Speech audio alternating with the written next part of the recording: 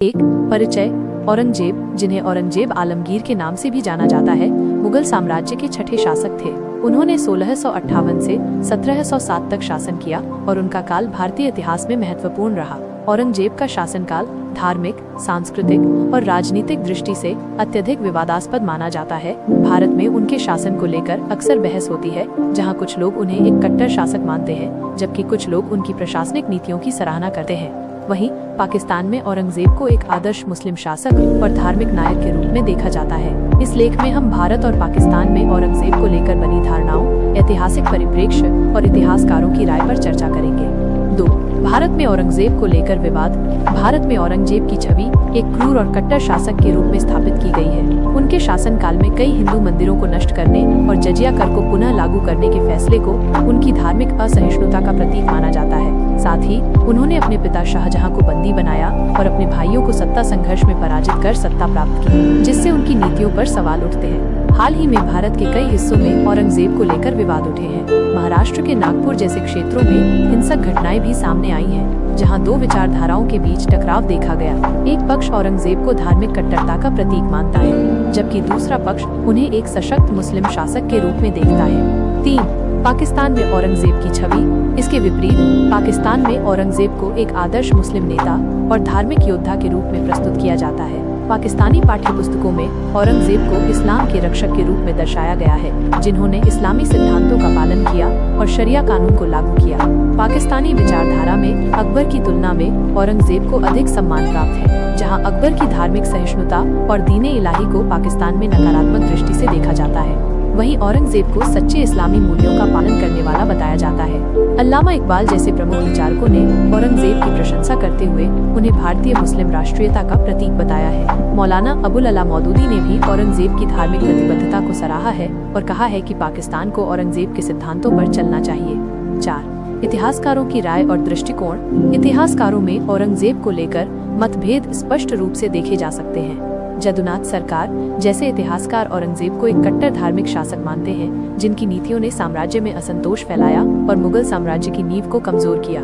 शिबली नोमानी ने इसके विपरीत यह तर्क दिया है कि औरंगजेब के निर्णय धार्मिक नहीं बल्कि राजनीतिक थे। उनका मानना था कि औरंगजेब एक कुशल प्रशासक और दूरदर्शी शासक थे, जिन्होंने सत्ता को मजबूत करने के लिए कड़े फैसले लिए। A.L. श्रीवास्तव ने भी औरंगजेब को एक सख्त लेकिन सक्षम प्रशासक बताया है, जिनकी नीतियां कई बार अनावश्यक विवादों को जन्म देती थीं।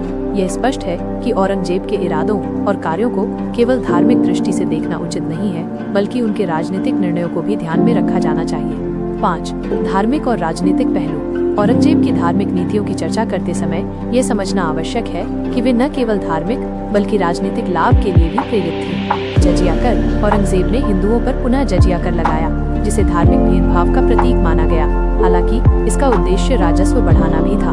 मंदिरों का विध्वंस। कुछ मंदिरों को नष्ट करने के पीछे राजनीतिक विद्रोह को कुचलने का कारण बताया जाता है, न कि केवल धार्मिक कट्टरता। इस्लामी कानूनों का पालन। औरंगजेब ने शरिया कानूनों को लागू किया, जो उनकी धार्मिक प्रतिबद्धता को दर्शाता है। हालांकि ये भी सच है कि उन्होंने कई हिंदू राजाओं को उच्च पदों पर नियुक्त किया और मराठा, राजपूत और सिख शासकों के साथ राजनीतिक संबंध बनाए। 6. सांस्कृतिक प्रभाव और विरासत। औरंगजेब का प्रभाव केवल राजनीति और धर्म तक सीमित नहीं था, बल्कि उनके शासनकाल ने कला, संस्कृति और स्थापत्य को भी प्रभावित किया। स्थापत्य कला। औरंगजेब ने बादशाही मस्जिद, लाहौर और बीबी का मकबरा, औरंगाबाद जैसी भव्य इमारतों का निर्माण करवाया। संगीत और साहित्य। यह कहा जाता है कि औरंगजेब ने दरबारी संगीत को प्रोत्साहन नहीं दिया, फिर भी शास्त्रीय संगीत की परंपरा जीवित रही। प्रशासनिक सुधार। उन्होंने कराधान प्रणाली में सुधार किया और प्रशासनिक ढांचे को मजबूत बनाया। 7. निष्कर्ष।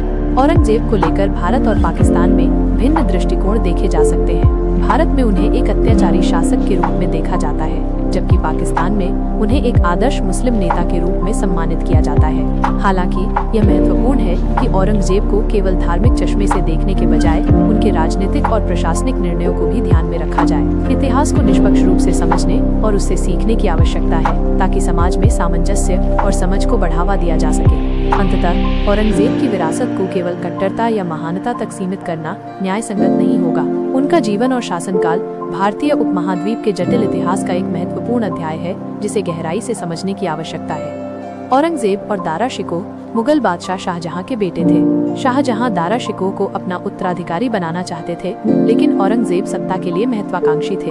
जब शाहजहां बीमार पड़े तो औरंगजेब और दारा शिकोह के बीच उत्तराधिकार को लेकर संघर्ष शुरू हो गया। इस संघर्ष में औरंगजेब ने दारा शिकोह को हराया और उन्हें बंदी बना लिया। औरंगजेब ने दारा शिकोह पर इस्लाम का अपमान करने का आरोप लगाया और उन्हें मौत की सजा सुनाई। 30 अगस्त 1659 को दारा शिकोह का सिर कलम कर दिया गया। औरंगजेब ने सिर्फ दारा शिकोह को ही नहीं बल्कि अपने अन्य भाइयों को भी सत्ता के लिए मार डाला था। औरंगजेब का शासनकाल मुगल इतिहास में क्रूरता और रक्तपात के लिए जाना जाता है। दारा शिकोह एक विद्वान और उदारवादी व्यक्ति थे। उन्होंने हिंदू और मुस्लिम धर्मों के बीच संवाद को बढ़ावा दिया। उनकी हत्या मुगल इतिहास में एक दुखद घटना थी।